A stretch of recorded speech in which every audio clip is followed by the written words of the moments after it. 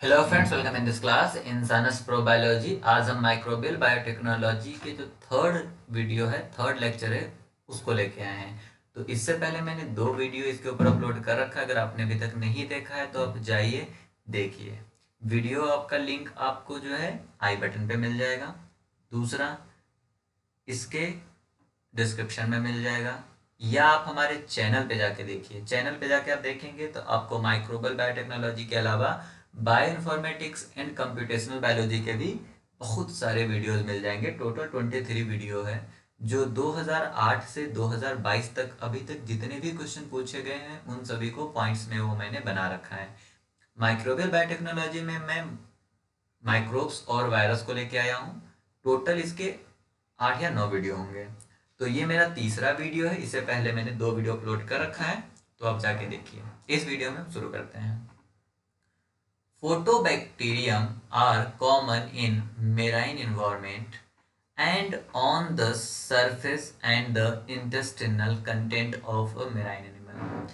देखिए, फोटोबैक्टीरियम जो होती है यह एक बैक्टीरिया है जो कि मेराइन इन्वायरमेंट में पाई जाती है, और वो मेराइन इन्वायरमेंट में मेराइन एनिमल्स के सरफेस पे या उनके इंटेस्टाइन में पाया जाता है। एक और है थायोबैसिलस। थायोबैसिलस यह brackish mud, soil, fresh water in marine sediment में पाया जाएगा।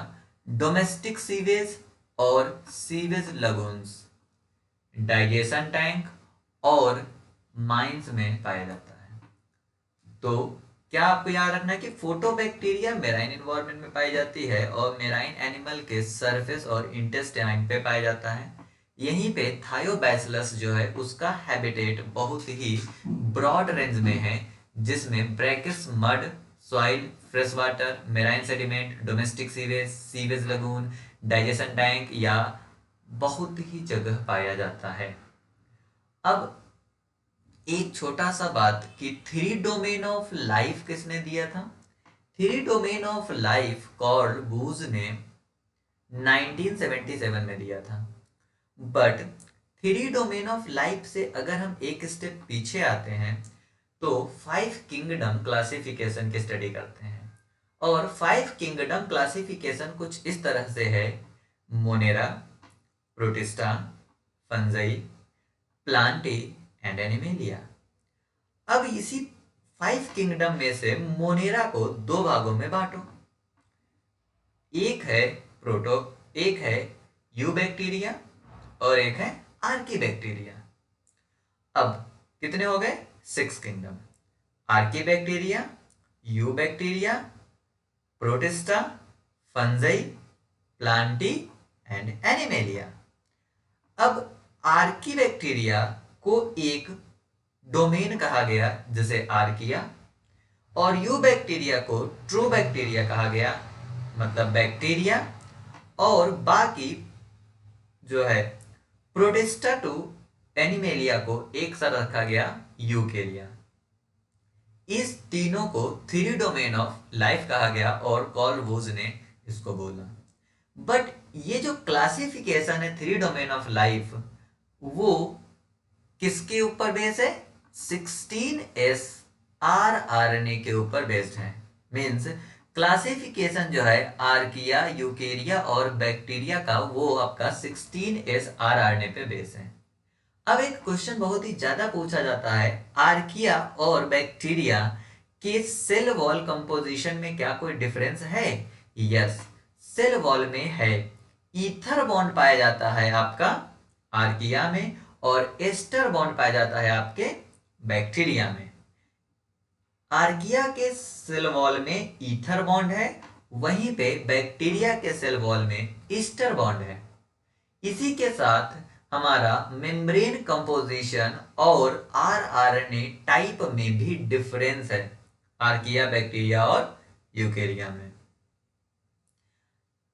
कैवेलियर और स्मिथ, ये मैं आपको बुलेट पॉइंट दे रहा हूं, कैवेलियर और स्मिथ, इन्होंने 7 किंगडम क्लासिफिकेशन दिया है जो कि सबसे ज्यादा अभी तक मॉडर्न है। 4 किंगडम क्लासिफिकेशन कोपलैंड ने दिया था और 3 किंगडम क्लासिफिकेशन हकेल ने दिया था। अब अगर हम प्रोकैरियोटिक की बात करें, प्रोकैरियोटिक डोमेन की बात करें, तो इसमें टोटल 5 बैक्टीरिया का ग्रुप है जो कि फोटोसिंथेसिस परफॉर्म करता है, वो भी टेट्रापायरोल बेस्ड। मींस प्रोकैरियोटिक डोमेन में 5 जो है 5 बैक्टीरिया का ग्रुप है जो कि फोटोसिंथेसिस परफॉर्म करता है। वो 5 जो बैक्टीरिया है के ग्रुप है वो देखो क्या है। पहला है प्रोटियोबैक्टीरिया, प्रोटियोबैक्टीरिया जिसको हम पर्पल बैक्टीरिया कहते हैं। दूसरा हेलियोबैक्टीरिया।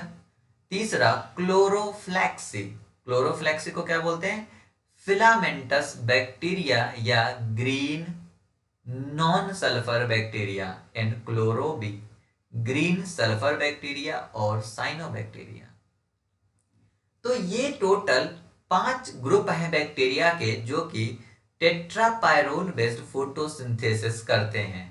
प्रोटियोबैक्टीरिया जिसे हम पर्पल बैक्टीरिया कह रहे हैं, हेलियोबैक्टीरिया, क्लोरोफ्लेक्सी फिलामेंटस बैक्टीरिया और क्लोरोबी ग्रीन सल्फर बैक्टीरिया और इसके अलावा साइनोबैक्टीरिया। अब यहां एक चीज समझना है कि ए ने बी को एक्टिव करा, बट बी ने किसी एक रिएक्शन सी को डी से एक्टिव करा। अब डी ने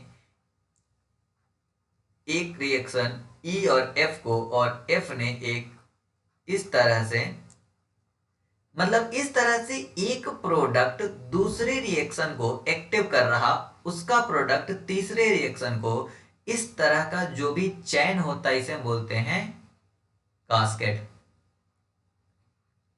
और यहां के बाद ये जो होता है इसे बोलते हैं डाउन स्ट्रीम प्रोसेस। ये वैसा ही है जैसा वाटरफॉल। और इस फिनोमिनन को नेचर में सबसे पहले डेवी रेटनॉफ एंड मैकफर्नाल्डे ने देखा, और इन्होंने कहा कि जैसा कास्केड इसमें फॉलो हो रहा वैसा ही कास्केड ब्लड कोगुलेशन में भी हो रहा है। और वहां से कंसेप्ट ऑफ ब्लड कोगुलेशन शुरू हुआ। वही मैंने लिखा है कि concept of blood coagulation dates back in 1960 when Davie Ratnoff and MacFarlane describe the waterfall and cascade theories, outline the fundamental principle of cascade of proenzyme leading to activation of the downstream enzymes। यहाँ पे ये सब downstream enzymes हैं, ठीक है। एक scientist है जिनका नाम है लुईस पास्चर। लुईस पास्चर यह मॉडर्न इम्यूनोलॉजी के प्रोजिनेटर माने जाते हैं, या कह सकते हो कि मॉडर्न इम्यूनोलॉजी की स्थापना करने वाले पहला व्यक्ति माना जाता है। इन्होंने करा क्या है, इन्होंने वैक्सीनेशन के प्रोसेस को, प्रोफाइलेक्टिक वैक्सीनेशन, इनका शुरुआत, इनका कहना यह था, जैसे अभी कोरोना आया था, कोरोना के केस में क्या हुआ कि हम लोगों ने पहले से एक वैक्सीन लिया, उस वैक्सीन ने हमारे बॉडी में कोरोना वायरस के प्रति इम्यूनिटी, एक सैनिक तैयार करा। अब वो सैनिक उससे जाके लड़ता है और हमें बचा लेता है। बट ये जो कंसेप्ट है, इस कंसेप्ट को सबसे पहले लुईस पास्चर ने लाए थे। ये लेट 19 के सेंचुरी में इन्होंने खूब अपनी स्टडी करी थी और इन्होंने जर्म थ्योरी ऑफ डिजीज दिया था। लुई पास्चर ने क्या दिया था, germ theory of disease, that introduce the hope that all infectious disease could be prevented by the prophylactic vaccination. और लुई पास्चर का कहना था कि जितना भी इन्फेक्टियस डिजीज हैं वो सभी, उन सभी को हम रोक सकते हैं। कैसे रोकेंगे, उन सभी को हम प्रोफाइलेक्टिक वैक्सीनेशन के थ्रू हम रोकेंगे। ये बात किसने कहा था, लुईस पास्चर ने कहा था। हमारी बॉडी में लिम्फ नोड पाए जाते हैं। अगर लिम्फ नोड में इन्फेक्शन होता है तो लिम्फ नोड इनलार्ज हो जाता है, रेड हो जाता है, टेंडर हो जाता है। और अगर लिम्फ नोड इनलार्ज हो जाए, रेड हो जाए, टेंडर हो जाए तो इसके लिए एक टर्म यूज किया जाता है, लिम्फे डेनिटाइटिस, डेनिस्टिस। सेम मेडिकल टर्म में ब्लीडिंग को हम हीमोरेज बोलते हैं, हीमोरेज बोलते हैं। और हीमोरेजिक डिजीज जो होती है वो ब्लीडिंग से होती है, और मतलब ब्लीडिंग से, haemorrhagic disease are caused by the bleeding और they result in the bleeding. Haemorrhagic disease जो है वो ब्लीडिंग को रिजल्ट करती है या हीमोराइजिंग को कॉज करती है। एक एंथ्रेक्स जो है, एक एंथ्रेक्स बैक्टीरिया है। Inhalation anthrax begins a flu-like illness। सबसे पहले अगर एंथ्रेक्स आपकी बॉडी में जाएगा तो सबसे पहला साइन फ्लू लाइक इलनेस आएगा, लेकिन कुछ ही दिनों बाद फीवर आएगा, चेस्ट पेन होगा, सीवियर रेस्पिरेटरी डिस्ट्रेस डिजीज होगा, इसी के साथ साइनोसिस, शॉक और कोमा में आप चले जाओगे। अगर एंथ्रेक्स आपके बॉडी में इंटर करता है डेफिनेटली कुछ ही दिनों में आप कोमा में चले जाओगे। Severe haemorrhagic necrotising lymphadenditis develop and spread to adjacent mediastinal structures। यह भी आपका क्या है, एंथ्रेक्स से ही रिलेटेड है। That 3 points are related to the anthrax। अब बैक्टीरिया के केस में जो रिप्रोडक्शन होता है वो होता है आपका असेक्सुअल रिप्रोडक्शन, बट यह सेक्सुअल रिप्रोडक्शन भी करते हैं। असेक्सुअल रिप्रोडक्शन से कॉलोनी की फिटनेस कम होती है, इंडिविजुअल की फिटनेस कम होती है नेचर में, और सेक्सुअल रिप्रोडक्शन से वो अपनी फिटनेस को इंक्रीज करता है। बैक्टीरिया जो है सेक्सुअल रिप्रोडक्शन में जेनेटिक मटेरियल को एक्सचेंज करता है और जीन को शेयर करता है। कभी कभी बैक्टीरिया जो होते हैं वो एक दूसरे के साथ डायरेक्ट जीन को शेयर करते हैं, जिसे हम हॉरिजॉन्टल जीन ट्रांसफर कहते हैं। और ये जो डायरेक्ट जीन शेयर कर रहे हैं हॉरिजॉन्टल जीन ट्रांसफर में, यह बैक्टीरिया अपनी ही स्पीसीज में, सेम स्पीसीज में और डिफरेंट स्पीसीज दोनों के केस में ये शेयर कर सकते हैं, बट कंडीशन राइट होनी चाहिए। इस जीन ट्रांसफर से जेनेटिक वेरिएशन होता है, और जेनेटिक वेरिएशन से क्या होता है, हमारा जेनेटिक वेरिएशन से बैक्टीरिया की फिटनेस इंक्रीज होती है, क्योंकि बैक्टीरिया इन्वायरमेंट में अपना मतलब एडॉप्ट कर पाता है। और हॉरिजॉन्टल जीन ट्रांसफर से बैक्टीरिया को फायदा है, बट हम लोगों के लिए नुकसानदायक है, क्योंकि यही हॉरिजॉन्टल जीन ट्रांसफर से बैक्टीरिया जो होती है वो एंटीबायोटिक रेजिस्टेंस जीन को फैलाती है। वो क्या करती है, एंटीबायोटिक रेजिस्टेंस जीन को स्प्रेड करती है। एक टर्म है वाटर एक्टिविटी।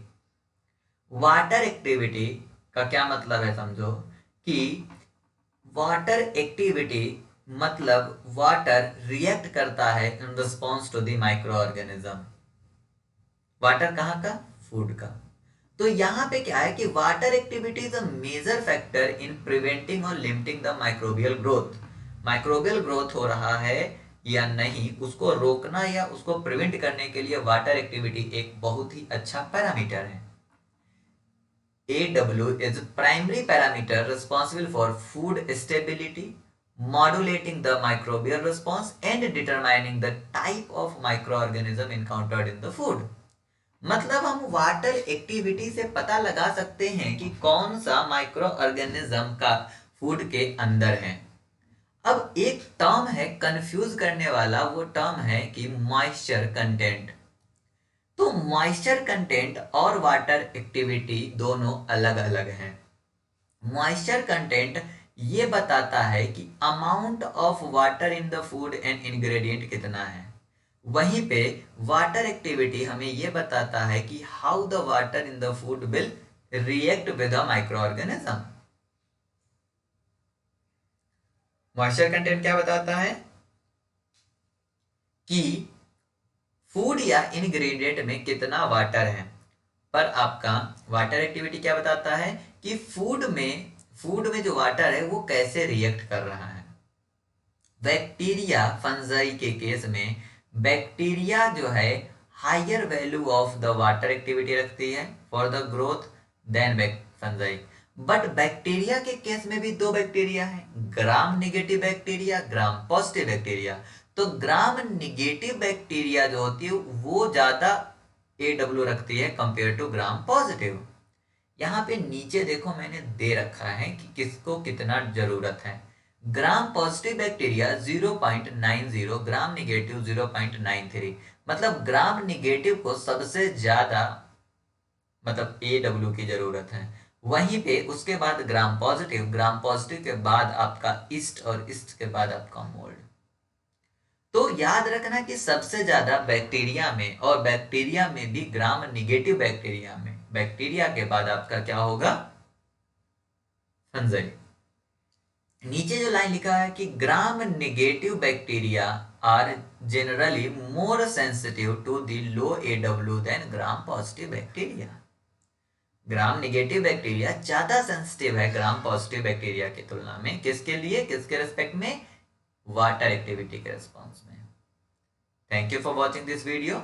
शेयर करो इस वीडियो को अपने दोस्तों के साथ और जाके देखो, डाउनलोड करो, नोट्स बनाओ, कंप्यूटेशनल बायोलॉजी देखो, जाके बायोस्टैट्स देखो, इवोल्यूशन की वीडियो पढ़ी हो, या हैदराबाद PYQ मैंने पिछले साल डिस्कस करा था। अगर वो सब देखे होते ना, ये सब बहुत छोटी छोटी चीजें हैं, ग्राम पॉजिटिव ग्राम नेगेटिव मैंने वहां पे डिस्कस करा है। Thank you.